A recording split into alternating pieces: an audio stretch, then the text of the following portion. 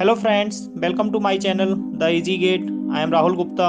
If you are new to my channel, please subscribe, share and like video. Don't forget to press the bell icon to get the latest update and provide your valuable comments. Hello everyone, welcome to the easy gate. तो हम network की series start कर चुके थे। Network की series में हमने basic पढ़ लिया है, केसीएल क्या है, केवीएल क्या है और कनेक्शन कैसे होते हैं, सिंपलीफाई कैसे होगा, वोल्टेज सोर्स को करंट सोर्स में कैसे कन्वर्ट करेंगे, करंट सोर्स को वोल्टेज सोर्स में कन्वर्ट कैसे करेंगे। ये छोटी छोटी चीजें हमने पढ़ ली थी। स्टार डेटा पढ़ लिया था, सीरीज पैरेलल पढ़ लिया था। तो अब हम आते हैं कि नेटवर्क का एनालिसिस कैसे करेंगे। एनालिसिस का मतलब है अब हमें रिस्पॉन्स निकालना है। हमें अब किसी ब्रांच का वोल्टेज निकालना होगा या फिर करंट निकालनी होगी या फिर पावर निकालना होगा।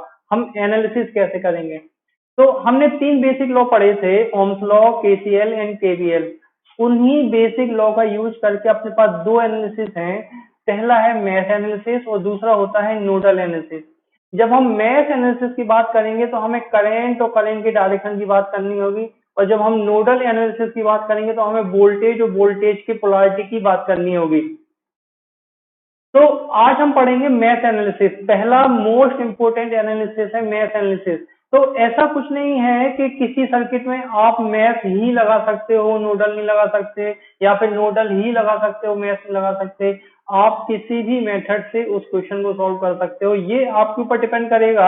आपको थोड़ा सा सोचना पड़ेगा कि उस क्वेश्चन में मैथ एनालिसिस इजी होगा या फिर नोडल एनालिसिस इजी होगा। हमें निकालना क्या है? अगर हमें वोल्टेज निकालना है, किसी नोड का वोल्टेज पूछ रहा है, तो शायद अपने लिए नोडल एनालिसिस ज्यादा इजी पड़ेगा, और अगर वो करंट पूछ रहा है तो शायद अपने लिए मैथ एनालिसिस ज्यादा इजी पड़ेगी।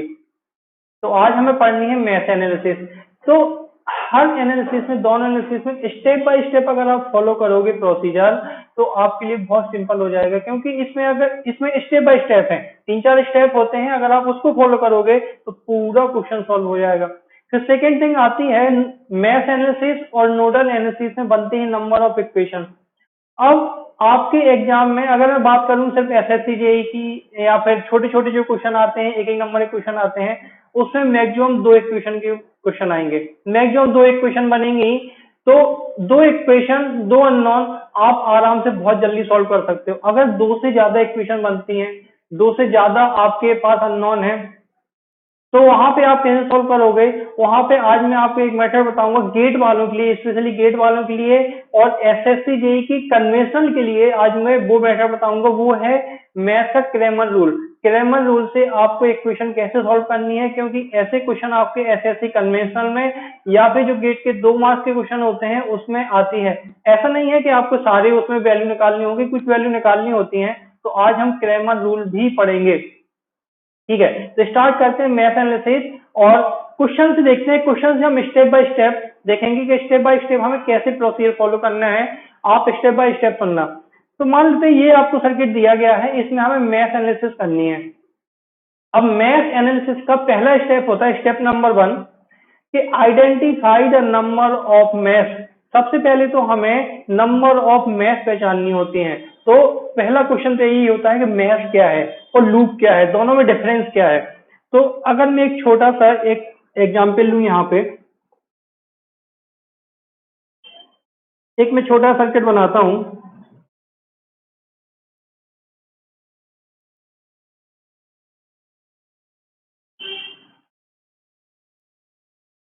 ये मैंने एक सर्किट बनाया जिसमें हमें ये पहचानना है कि मैथ क्या है और लूप क्या है, कितनी मैथ है इसमें और कितनी लूप है। क्योंकि अगर आप मैथ नहीं पहचान पाओगे तो मैथ एनालिसिस सॉल्व नहीं कर पाओगे, मैथ एनालिसिस आप अप्लाई कर ही नहीं पाओगे। तो सबसे पहले तो हमें यही जानना है कि मैथ क्या है। तो मैथ है क्या? बेसिकली एक सिंगल लूप है जिसमें कोई भी इनर लूप प्रेजेंट नहीं होता है। इनर लूप का मतलब है, अगर मैं यहाँ पे देखूं, एक क्लोज पाथ है। मैथ है क्या? एक क्लोज पाथ है। तो यहाँ पे कितने क्लोज पाथ बन रहे हैं? अगर मैं देखूं, एक क्लोज पाथ ये है, एक क्लोज पाथ ये है, और एक क्लोज पाथ ये है। हमें तीन क्लोज पाथ तो साफ साफ दिख रहे हैं। और भी क्लोज पाथ है, अगर मैं देखूं तो एक ये वाला भी तो क्लोज पाथ है, एक ये वाला भी तो क्लोज पाथ है, और एक बड़ा वाला भी क्लोज पाथ है, ये वाला भी क्लोज पाथ है। इसको मतलब यहाँ पे 6 क्लोज पाथ है। तो क्या 6 मैच हो जाएंगे? नहीं, 6 मैच नहीं होंगे। जो मैंने ग्रीन पेन से बनाए हैं वो आपके एक सिंगल लूप है, सिंगल क्लोज पाथ है। सिंगल क्लोज पाथ का मतलब है कि जिसमें कोई भी इनर लूप प्रेजेंट ना हो। अगर जो मैंने यहाँ पे पर्पल कलर से बनाए हैं उसमें आप अगर देखो, अगर मैं इस वाली लूप की बात करूं, इस वाली लूप की बात करूं तो इसमें दो मैश प्रेजेंट है। अगर मैं इस वाले क्लोज पाथ की बात करूं तो इसमें भी दो मैश प्रेजेंट है। अगर मैं इस बड़े वाले क्लोज पाथ की बात करूं तो इसमें तीन मैश प्रेजेंट है, तीन क्लोज पाथ प्रेजेंट है। इसका मतलब हमें काम किस पे करना है, हमें काम करना है सिर्फ मैश पे, हमें लूप पे काम नहीं करना है। तो अगर मैं बोलूं कि यहाँ पे लूप कितने हैं, तो लूप तो भैया 6 हैं, बट मैश कितनी है, तो मैश केवल 3 है। हमें जो मैश एनालिसिस करना है, हमें जो अपने एनालिसिस करना है वो मैश में करना है, मैश को लेकर। तो हमें तो दिमाग में सिर्फ मैश रखना है कि कितने नंबर ऑफ मैश है। अब आते हैं अपने क्वेश्चन पे।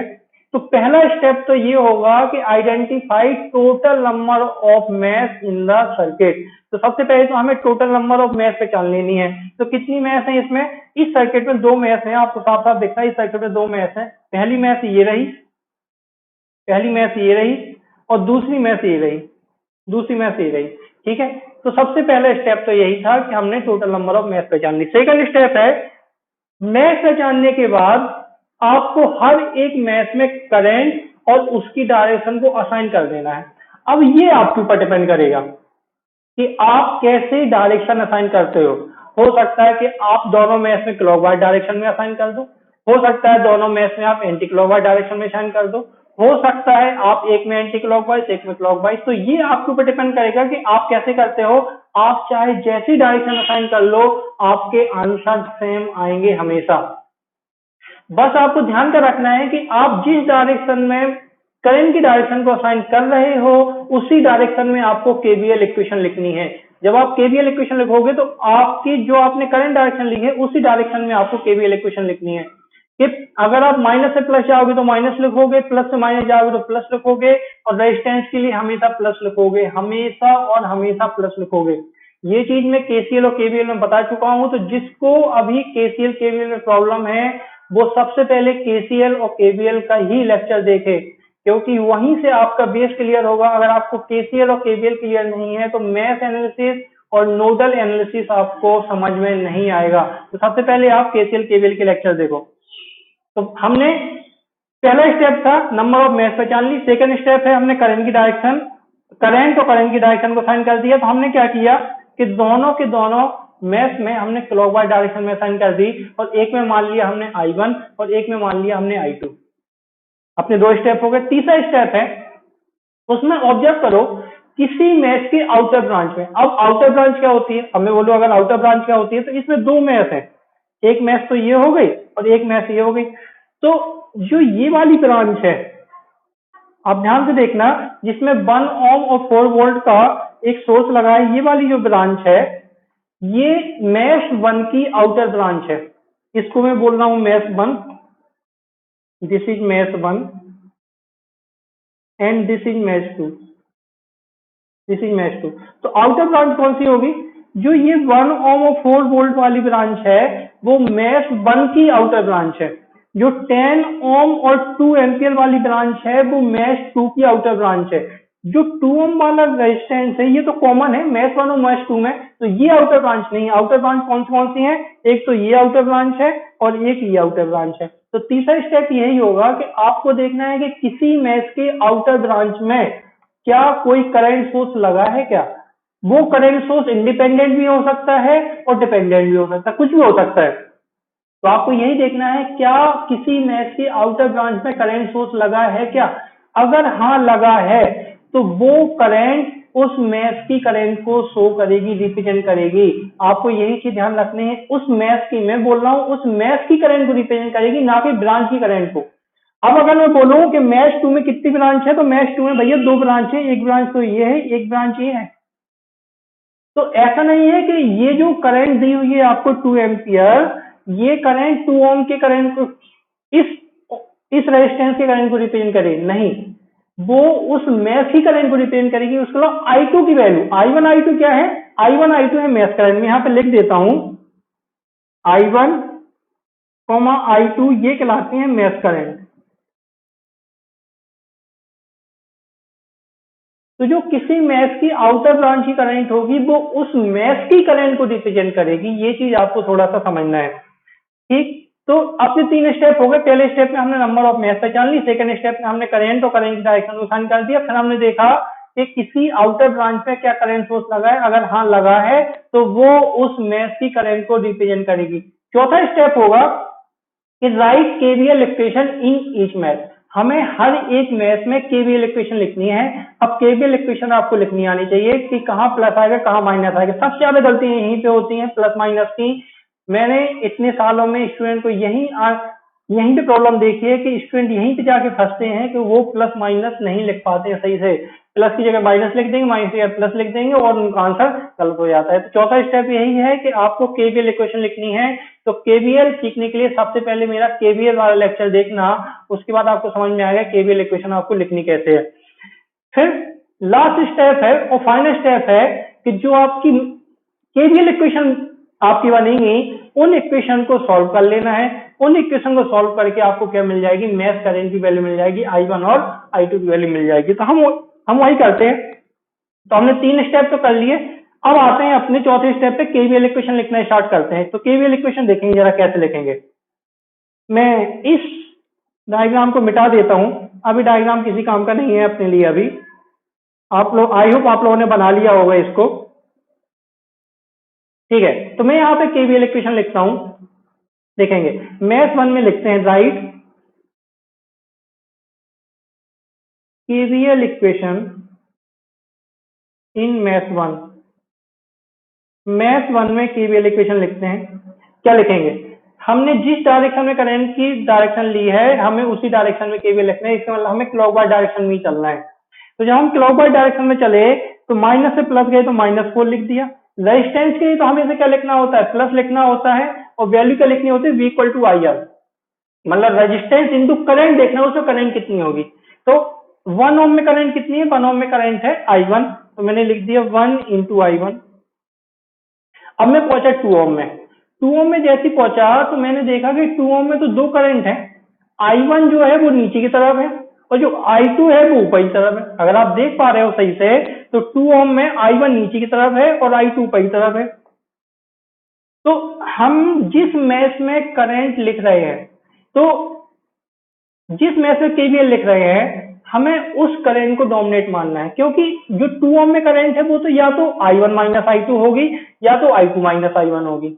इनमें से कोई एक करंट होगी, या तो I1 माइनस I2 होगी या तो I2 माइनस I1 होगी। अब हम यहाँ पे क्या लिखें, I1 माइनस I2 लिखें या फिर I2 माइनस I1 लिखें। तो हम जिस मैश में करंट लिख रहे हैं, जिस मैश में केवीएल इक्वेशन लिख रहे हैं, हमें उस करंट को डोमिनेट मानना है। इसका मतलब हम यहाँ पे क्या लिखेंगे, अभी हम मैश 1 की बात कर रहे हैं तो हम लिखेंगे 2 इंटू I1 माइनस I2। अगर मैं यही चीज मैश 2 के लिए लिख रहा होता तो मुझे वहां पे लिखना होता 2 इंटू I2 माइनस I1। हम जिस मैश में केवीएल इक्वेशन लिख रहे हैं हमें उस करंट को ज्यादा मानना है, मतलब डोमिनेट मानना है। और हमें क्या लिखना है, अगर हम मैश 1 में लिख रहे हैं तो लिखेंगे I1 माइनस I2, अगर हम मैश 2 में लिख रहे हैं तो हम लिखेंगे I2 minus I1 equal to 0। यहाँ से I1 I2 की आपके पास एक इक्वेशन आ जाएगी। ये तो आपके लिए मैथ है, तो आप लिख पाओगे 3I1 minus 2I2 equal to 4, equation number 1। ये बन गई आपकी पहली इक्वेशन।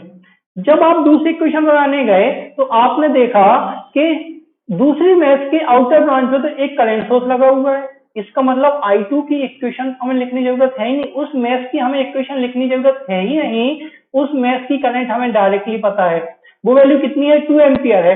बस डायरेक्शन देख लो कि हमने जो I2 मानी है वो मानी हमने नीचे की तरफ, और जो 2 एम्पियर है वो है ऊपर की तरफ। आप जरा ऑब्जर्व करो, जो I2 आ रही है वो नीचे की तरफ है और जो 2 एम्पियर है वो ऊपर की तरफ, मतलब इन दोनों की डायरेक्शन अपोजिट है। बट वैल्यू तो आपकी तो ही रहेगी, तो I2 की वैल्यू कितनी हो जाएगी, माइनस का 2 एम्पियर। तो मैश 2 में आपको इक्वेशन लिखने की जरूरत नहीं है, I2 की वैल्यू डायरेक्टली कितनी होगी, माइनस का 2 एम्पियर।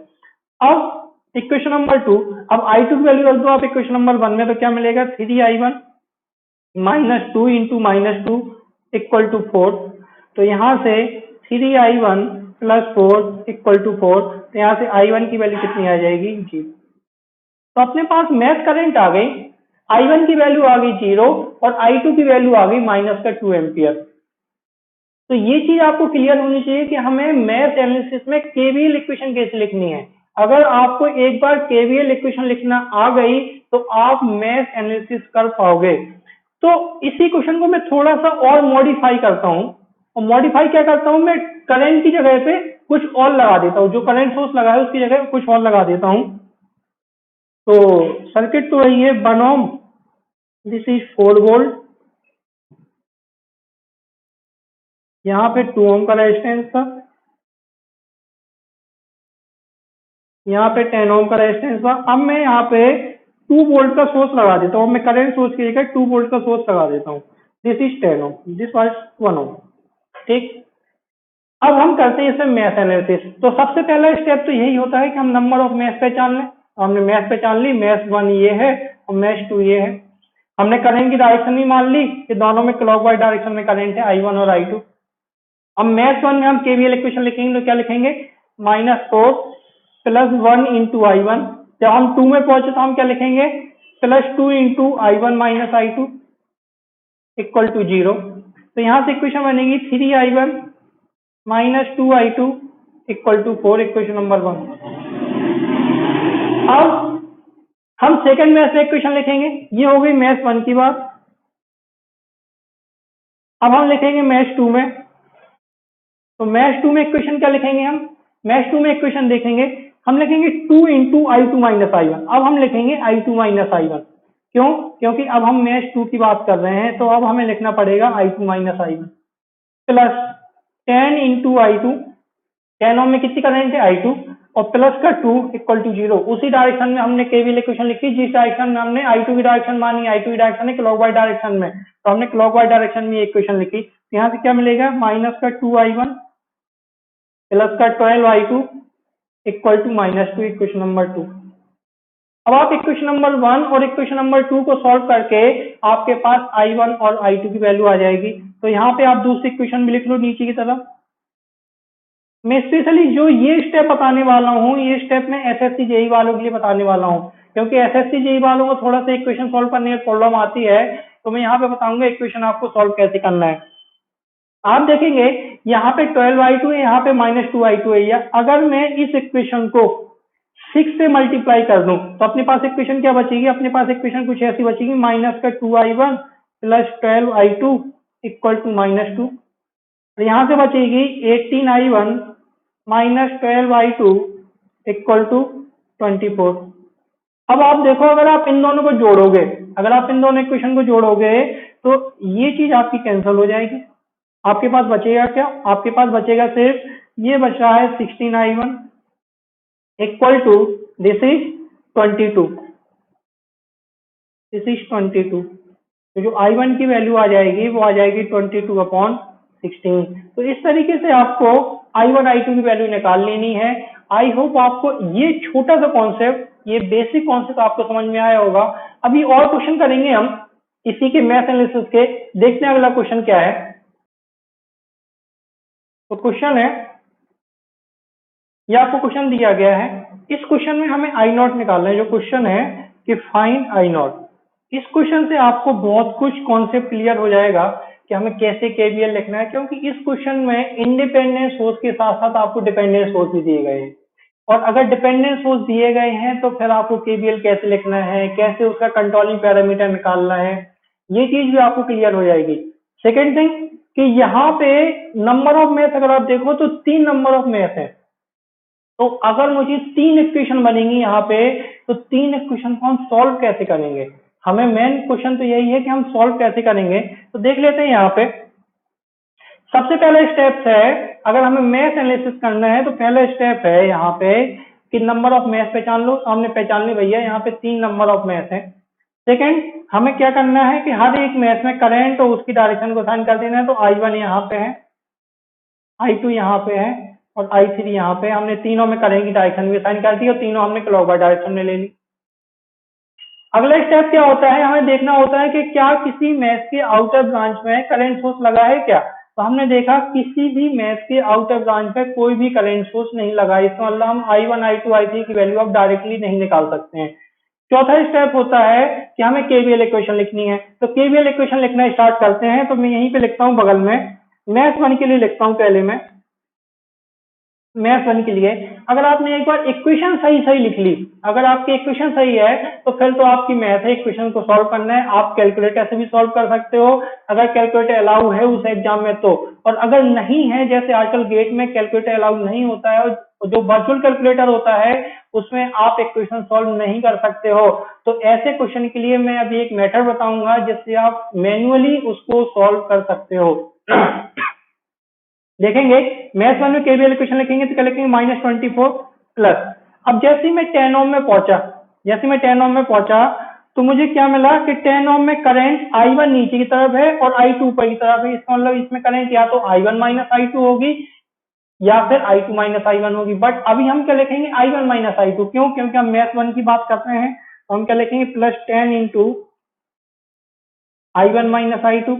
आगे बढ़े फिर हमें 12 ओम मिला, 12 ओम में करंट I1 नीचे की तरफ है, I3 ऊपर की तरफ है, तो हम क्या लिखेंगे 12 I1 minus I3 equal to 0। तो यहाँ से I1 I2 I3 की इक्वेशन क्या आ जाएगी, ये आ जाएगी 10 और 12 बन जाएगा 22 I1 माइनस का 10 I2 माइनस का 12 I3 equal to 24। Equation number 1, equation number 1। Mesh 2 की बात करें, मैश 2 में हम कैसे लिखेंगे, मैश 2 में तो 10, अब हम क्या लिखेंगे I2 माइनस I1, अब हम लिखेंगे I2 minus I1 plus 24 into, इसमें तो सिर्फ I2 करंट है, प्लस 4 इंटू, अब इसमें I2 इस तरफ है और I3 उसके अपोजिट है, तो हम क्या लिखेंगे 4 into I2 minus I3 equal to 0। ये फायदा हो जाता है कि अगर आप सारे मैथ की करंट को एक ही डायरेक्शन में मानते हो, सबको आप क्लॉकवाइज या फिर एंटी क्लॉकवाइज मानते हो, तो फिर आपको सोचना नहीं है कि बीच में माइनस आएगा प्लस आएगा, हमेशा या तो I2 माइनस I3 लिख दो या फिर I3 माइनस I2 लिख दो। आप जिस मैथ में लिख रहे हो उसको पहले लिख दो और जो मैथ आपकी कॉमन है उसको दूसरा लिख दो। जैसे मैं मैथ 2 की बात कर रहा था तो मैंने क्या लिख दिया I2 माइनस I3, मैथ 2 की बात कर रहा लिख दिया मैंने I2 माइनस I1, या मैं मैथ 1 की बात कर रहा तो मैंने लिखा I1 minus I2, I1 minus I3। तो ये आपको फायदा हो जाता है कि फिर आपको ज्यादा दिमाग नहीं लगाना होता है अगर आपने एक ही डायरेक्शन में करंट मानी है तो। अब मैथ 3 में लिखते हैं जरा इक्वेशन, सॉरी इसको अभी सॉल्व कर लेते हैं। क्या आएगी I1 I2 I3 की इक्वेशन, तो ये आएगी माइनस का 10 I1 प्लस ये 24 10 34 plus 4 38 I2 minus 4 I3 equal to 0। Equation number 2। अब तीसरी मैथ की इक्वेशन लिखते हैं मैथ 3। मैथ 3 को थोड़ा ध्यान से देखना, बहुत ही इंपॉर्टेंट है मैथ 3। जब हम मैथ 3 में इक्वेशन लिखेंगे तो क्या लिखेंगे 12 into I3 minus I1 plus 4 into I3 minus I2 plus, अब ये कौन सा सोर्स लगा हुआ है, ये लगा हुआ है करंट कंट्रोल वोल्टेज सोर्स, एक ऐसा वोल्टेज सोर्स जिसकी वैल्यू आई नॉट पर डिपेंड कर रही है। तो सबसे पहले तो ये ढूंढो आई नॉट कहाँ है, तो आई नॉट को हमने देखा तो आई नॉट तो 10 ओम के में करंट है वो भी नीचे की तरफ, वो भी नीचे की तरफ, डायरेक्शन में आपको ध्यान रखनी है कि आई नॉट कैसी है, नीचे की तरफ है। ठीक है, तो हम यहाँ पे क्या लिखेंगे, यहाँ पे तो हम लिख देंगे 4 into I naught equal to 0, क्योंकि प्लस से माइनस आए तो प्लस लिख दिया। अब आई नॉट की वैल्यू लिखेंगे हम, आई नॉट की वैल्यू क्या लिखेंगे, आई नॉट किस में करंट है, आई नॉट है 10 ओम में करंट, और 10 ओम में नीचे की तरफ है। और अगर आप 10 ओम में करंट देखो, जो हमने एज्यूम की है वो या तो I1 माइनस I2 है या फिर I2 माइनस I1 है। अगर आप I1 माइनस I2 ले रहे हो तो नीचे की तरफ होगी उसकी डायरेक्शन, और अगर आप I2 माइनस I1 ले रहे हो तो ऊपर की तरफ होगी उसकी डायरेक्शन। ये चीज आपको ध्यान रखनी है कि अगर आप I1 माइनस I2 लिखोगे तो उसकी जो डायरेक्शन होगी वो नीचे की तरफ होगी। मैंने करंट सोर्स में आपको बताया हुआ है कि अगर दो करंट हैं दोनों अपोजिट डायरेक्शन में, एक ऊपर एक नीचे है, तो या तो आप I1 माइनस I2 लिखोगे या फिर I2 माइनस I1 लिखोगे। तो अगर आप I1 माइनस I2 ले रहे हो तो नीचे की तरफ होगी, और अगर आप I2 माइनस I1 ले रहे हो तो ऊपर की तरफ होगी। तो I नोट देख लो, I नोट नीचे की तरफ है, इसका मतलब I1 को डोमिनेट कर रही है, तो I नोट की जो वैल्यू होगी वो होगी I1 minus of I2, I1 minus I2, इसकी वैल्यू रख दो इसमें, तो क्या आ जाएगी 12 I3 minus I1 plus 4 I3 minus I2 plus 4, यहाँ से हो जाएगा I1 minus I2 equal to 0। I hope आपको ये इक्वेशन समझ में आई होगी कि ये वाली इक्वेशन हमें लिखनी कैसे है। अब बस I1 I2 I3 की फॉर्म में लिख दो, तो यहाँ से आ जाएगा माइनस का 8 इंटू I1 I2 कितने हो जाएंगे माइनस का 8 इंटू I2, और I3 कितनी हो जाएंगी plus 16I3 equal to 0, equation number 3। आपके पास तीन इक्वेशन आ गई हैं, तीन इक्वेशन, तीन अननोन, आप कैलकुलेटर से भी सॉल्व कर सकते हो, या फिर अभी मैं आपको दूसरी मेथड बताऊंगा। तो सबसे पहले तो अपन तीनों इक्वेशन लिख लेते हैं एक साथ। पहली इक्वेशन क्या आई थी? पहली इक्वेशन आई थी 22I1 माइनस का 10I2 minus 12I3 equal to 24। ये क्वेश्चन नंबर 1 थी। इक्वेशन नंबर 2 आई थी माइनस का 10I1 प्लस का 38I2 माइनस का 4I3 इक्वल टू 0। ये क्वेश्चन नंबर 2 थी। तो या तो आप इसको कैलकुलेटर से सॉल्व कर लो अगर है, अगर इसमें सिर्फ दो इक्वेशन होती तो मैंने आपको बता दिया दो इक्वेशन को आपको कैसे सॉल्व करना है I1 I2 के फॉर्म में, बट यहाँ पे तीन इक्वेशन है, थोड़ा सा टफ हो जाता है क्वेश्चन। तो जो आपकी एसएससी जेई और आईएएस के 1 मार्क्स के क्वेश्चन है उसमें मैक्सिमम आपके दो इक्वेशन के क्वेश्चन ही आएंगे अगर आएंगे तो। अब बट कन्वेंशन में कुछ भी आ सकता है, कन्वेंशन में दो से ज्यादा भी इक्वेशन आ सकती हैं। अगर दो से ज्यादा इक्वेशन है तो या तो कैलकुलेटर अलाउ हो उस एग्जाम में, जैसे कैलकुलेटर अलाउ होता है एसएससी जेई के एग्जाम में, तो आप कैलकुलेटर सॉल्व कर दो, बट आपको शो करना होता है। अगर मान लो वो 20 नंबर का क्वेश्चन है तो 20 नंबर के क्वेश्चन में आपको थोड़ा सा उसको शो करना पड़ेगा कि हाँ मैंने कैलकुलेट किया है। अब आप 4 लाइन में आंसर नहीं लिख सकते हो 20 नंबर के क्वेश्चन को, आपको थोड़ा सा सॉल्व करके बताना पड़ेगा उसको कि हाँ मैंने सॉल्व किया है। तो अब मैं इसको सॉल्व करना बताऊंगा कि आपको कैसे लिखना है। तो एक रूल होता है जिसको हम बोलते हैं क्रैमर रूल। आई होप आप लोगों ने मैथ में पढ़ा होगा ये क्रैमर रूल। क्रैमर रूल क्या कहता है? मैट्रिक्स मेथड, मैट्रिक्स वाली मेथड होती है। तो मैं यहाँ पे मैट्रिक्स लिखूंगा, मैट्रिक्स बनाऊंगा। कैसे बनेगी मैट्रिक्स?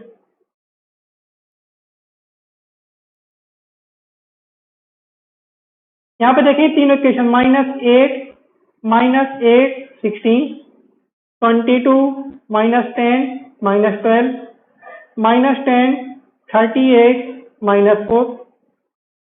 तो यहाँ पे लिखेंगे I1 I2 I3 equal to, ये हो जाएगा 0 24 0।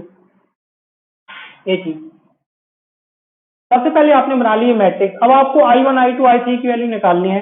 तो I1 की वैल्यू कितनी होगी? अगर मैं I1 की वैल्यू बोलूंगा तो बोलूंगा डेल 1 अपॉन डेल, अभी मैं बताऊंगा डेल 1 क्या है और डेल क्या है। I2 इक्वल टू होगा del 2 upon del, I3 equal to होगा डेल 3 अपॉन डेल। मैं सिर्फ यहाँ पे बता दूंगा डेल 1 क्या है, डेल 2 क्या है, डेल 3 क्या है, डेल क्या है। फिर आपको घर पे असाइनमेंट हो जाएगा, फिर आपको देखना है कि I1 I2 I3 की वैल्यू कितनी आएगी। मैं यहाँ पे आंसर दे दूंगा आपको। तो डेल की वैल्यू होती है डिटर्मिनेंट ऑफ मैट्रिक्स। अगर मैं इसको बोल दूं A into I equal to B, इस फॉर्म में लिख दूं अगर मैं, तो ए मैट्रिक्स क्या है? ए मैट्रिक्स -8 16 22 -10 -12 -10 38 -4, ये आपकी मैट्रिक्स ए है। तो मैट्रिक्स ए का डिटरमिनेंट कहलाता है डेल्टा। अब डेल्टा वन क्या हो जाएगा? डेल्टा वन हो जाएगा कि आपको पहली कॉलम को, इस कॉलम को किससे रिप्लेस कर देना है? इससे रिप्लेस कर देना है, और फिर उसका डिटरमिनेंट निकालना है, वो हो जाएगा डेल्टा वन। डेल्टा टू क्या होगा? आपको सेकेंड कॉलम को इससे रिप्लेस कर देना है और फिर उसका डिटरमिनेंट निकालना है, वो क्या हो जाएगा? डेल्टा टू हो जाएगा। डेल्टा थ्री क्या होगा? इस कॉलम को आपको इससे रिप्लेस कर देना है, इस कॉलम को, थर्ड कॉलम को आपको इस कॉलम से रिप्लेस कर देना है और फिर उसका डिटरमिनेंट निकालना है, वो क्या हो जाएगा? डेल्टा थ्री हो जाएगा। तो ये आपके लिए घर के लिए असाइनमेंट हो जाएगा। आपको I1 I2 I3 की वैल्यू निकालनी है। मैं यहाँ पे आंसर बता देता हूँ कि I1 I2 I3 की वैल्यू आएगी, I1 इक्वल टू आएगा 2.25 एम्पियर, I2 की वैल्यू आएगी 0.75 एम्पियर एंड I3 की वैल्यू आएगी 1.5 एम्पियर। बट हमें I1 I2 I3 की वैल्यू नहीं निकालनी थी, हमें निकालनी थी I0 की वैल्यू। और I0 की वैल्यू कितनी है? ये लिखी हुई है हमने I0 की वैल्यू, ये लिखी हुई है। अगर आप ध्यान दो, I0 की वैल्यू हमने लिखी थी I1 माइनस I2।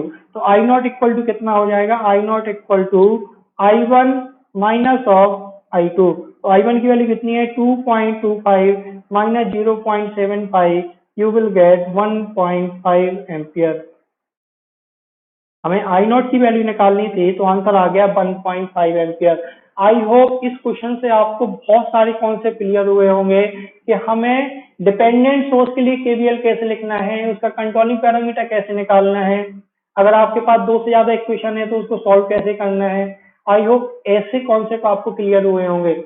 अब इसमें एक कॉन्सेप्ट और आता है, ये तो हो गया आपका मैथ एनालिसिस का। अब एक कॉन्सेप्ट और आता है कि अगर मान लो दो मैथ के बीच में एक करंट सोर्स लगा हो तो फिर हम इक्वेशन कैसे लिखेंगे। उस इक्वेशन को हम परफॉर्म करेंगे सुपर मैथ एनालिसिस से। अभी हमने पढ़ा है सिर्फ मैथ एनालिसिस, अब हम पढ़ेंगे सुपर मैथ एनालिसिस। तो मैं एक क्वेश्चन देता हूं, उस क्वेश्चन से आपको सुपर मैथ कॉन्सेप्ट भी क्लियर हो जाएगा। देखते हैं वो क्वेश्चन क्या है, देखते हैं वो क्वेश्चन क्या है। तो क्वेश्चन ये है कि आपको ये सर्किट दिया हुआ है जिसमें आप देखो इसमें कितनी नंबर ऑफ मैथ है, इसमें 2 नंबर ऑफ मैथ है। तो हमने क्या किया, पहली मैथ में हमने मान लिया I1 करंट और दूसरी मैथ में हमने मान लिया I2 करंट। ये हमने I1 I2 मान ली। अब आप ऑब्जर्व करो जरा कि इस सर्किट में, इस क्वेश्चन में I1 और मैथ 1 और मैथ 2 के बीच में एक करंट सोर्स लगा हुआ है 2 एम्पियर का। 2 एम्पियर करंट सोर्स है। यहाँ पे रेजिस्टेंस भी हो सकता है, सीरीज में कोई अंतर नहीं पड़ेगा। बट अगर आप देखो कि I1 और I2 या फिर मैथ 1 और मैथ 2 के बीच में एक करंट सोर्स लगा हुआ है। अब करंट सोर्स के वोल्टेज सोर्स की इक्वेशन तो करंट सोर्स के वोल्टेज की इक्वेशन तो होती नहीं है, क्योंकि केवीएल में तो हमें वोल्टेज लिखना है, यहाँ पे पोटेंशियल डिफरेंस की इक्वेशन लिखनी होती है। तो रेजिस्टेंस के लिए हमें पता है कि भैया B इक्वल टू IR होती है। वोल्टेज सोर्स के लिए हमें पता है कि जो वोल्टेज सोर्स की वैल्यू होगी वही उसका पोटेंशियल डिफरेंस होगा। बट क्या हमें करंट सोर्स के पोटेंशियल डिफरेंस की इक्वेशन पता है? नहीं, उसकी इक्वेशन नहीं होती है कोई कि करंट सोर्स के पोटेंशियल डिफरेंस में हम क्या लिखेंगे। तो मैं इसको दो तरीके से बताता हूं आपको क्वेश्चन को, आपको दोनों कॉन्सेप्ट क्लियर होनी चाहिए। फिर जो सुपर मैथ इक्वेशन होती है बेसिकली वो एक ट्रिक होती है, वो एक ट्रिक है किसी क्वेश्चन को जल्दी से सॉल्व करने की। तो सुपर मैथ इक्वेशन को हम उसको बाद में देखेंगे, पहले इसकी कन्वेंशन मेथड देखते हैं कि हम इसको कैसे सॉल्व करेंगे। तो अपन ने क्या किया, अपन ने इसमें पहली 2 स्टेप तो कंप्लीट कर ली कि नंबर ऑफ मैथ पहचान ली और इसमें करंट और करंट डायरेक्शन असाइन कर दिया। तीसरी स्टेप थी कि हमें देखना है कि किसी मैथ की आउटर ब्रांच में करंट सोर्स लगा है कि नहीं। किसी भी मैथ के आउटर ब्रांच में करंट सोर्स लगा है। अब आप बोलो सर यहाँ पे करंट सोर्स लगा तो हुआ है ये, तो ये आउटर ब्रांच नहीं है, ये तो कॉमन ब्रांच है। आउटर ब्रांच कौन सी है? ये आउटर ब्रांच है और ये आउटर ब्रांच है, ये तो कॉमन ब्रांच है। आपको देखना क्या है, आउटर ब्रांच। हाँ, अगर किसी मैथ के आउटर ब्रांच में भी करंट सोर्स लगा होता तब मान लेते कि ठीक है कि उस मैथ की करंट हमें पता हो जाती, बट अभी हमें उस मैथ की करंट पता नहीं है। ठीक है, तो अब हम लिखते हैं केवीएल इक्वेशन। तो सबसे पहले मैथ 1 में लिखते हैं, क्या लिखेंगे इक्वेशन मैथ 1 में लिखते हैं, ध्यान से देखेंगे जरा कि जब मैं मैथ 1 में लिखूं तो क्या लिखा मैंने -10 क्लॉकवाइज डायरेक्शन में लिखना है। 1 में कितनी करंट है I1, तो मैंने लिख दिया 1 into I1। अब पहुंचा मैं करंट सोर्स में। करंट सोर्स के पोटेंशियल डिफरेंस की इक्वेशन तो हमें पता होती नहीं है, तो हमें क्या करना पड़ेगा, हमें पोटेंशियल डिफरेंस एज्यूम करना पड़ेगा। पोटेंशियल डिफरेंस एज्यूम करते हैं इसका मतलब हमें उसकी पोलैरिटी भी एज्यूम करनी पड़ेगी। पोलैरिटी हमेशा एज्यूम करके चलना। आप कैसे भी लिख सकते हो, ऐसा नहीं है पोलैरिटी आपको एज्यूम करनी है तो ऊपर प्लस नीचे माइनस लिखो, आप कुछ भी ले सकते हो। मैं क्या लिखता हूँ, ऊपर प्लस लिखता हूँ, नीचे माइनस, और लिखता हूँ मैं इसको B, क्योंकि मुझे इसकी पोटेंशियल डिफरेंस की इक्वेशन पता नहीं है। यही सबसे बड़ी गलती हो जाती है। स्टूडेंट क्या करते हैं कि करंट सोर्स के अक्रॉस पोटेंशियल डिफरेंस 0 ले लेते हैं। क्यों होगा 0? उसके अक्रॉस कुछ ना कुछ पोटेंशियल डिफरेंस होगा। इट में भी 0, ये 0 हो भी सकता है, वो तो हमें बाद में पता लगेगा, एनालिसिस के बाद पता लगेगा कि इसके पोटेंशियल डिफरेंस की वैल्यू 0 है कि नहीं है। बट अभी हमें पता नहीं है कि 0 होगी कि नहीं होगी, तो हमने क्या मान लिया कि इसके पोटेंशियल डिफरेंस की वैल्यू V है और पोलैरिटी ऊपर प्लस है और नीचे माइनस है। आप कुछ भी मान सकते हो, पोलैरिटी उसी के अकॉर्डिंग आपको इक्वेशन लिखनी पड़ेगी। तो फिर आप क्या लिखोगे, plus V equal to 0, equation number 1। Equation number 1 यहाँ से। अब आप मैथ 2 में इक्वेशन लिखोगे, तो मैथ 2 में भी आप क्लॉकवाइज डायरेक्शन में लिखोगे, तो क्या लिखोगे, माइनस से प्लस का माइनस भी, जो आपने पोलैरिटी एज्यूम की थी, plus 1 into I2 plus 5 equal to 0, equation number 2। यहाँ से अगर आप V की वैल्यू निकालोगे तो कितनी आएगी, I2 प्लस 5, I2 प्लस 5, इसको बोलता हूँ क्वेश्चन नंबर 3। अब v की वैल्यू कहाँ रख दो आप, v की वैल्यू रख दो आप इक्वेशन नंबर 1 में, तो क्या मिलेगा हमें, -10 प्लस I1, v की वैल्यू रख दो तो I2 प्लस 5 इक्वल टू 0। अगर आप ऑब्जर्व करो तो इस इक्वेशन में आपके दोनों मैश की इक्वेशन है, इसी इक्वेशन को हम क्या बोलते हैं, यही कहलाती है super mesh equation. Super mesh equation, ये चीज आपको ध्यान रखनी है। तो सुपर मैश इक्वेशन कहाँ से आई है, कैसे आई है, वो यहाँ से आई है। तो सबसे पहले हमें पोटेंशियल डिफरेंस V मानना पड़ेगा और फिर V की वैल्यू हमें रखनी पड़ेगी, तो आपके पास ये पोटेंशियल डिफरेंस आ जाएगा। तो ये तो मैंने आपको सिंपल क्वेश्चन के लिए आपको बता दी।